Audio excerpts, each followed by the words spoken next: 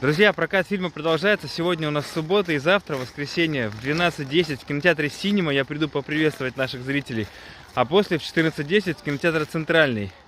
Мест уже осталось немного, так что успевайте, приобретайте и приходите. Заодно увидимся. Ну а мы находимся на горнолыжном, можно сказать, курорте местном, недалеко от Якутска, Техтюр.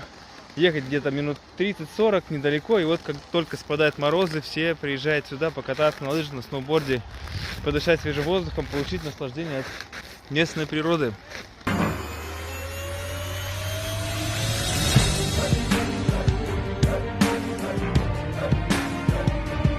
Небольшая паника.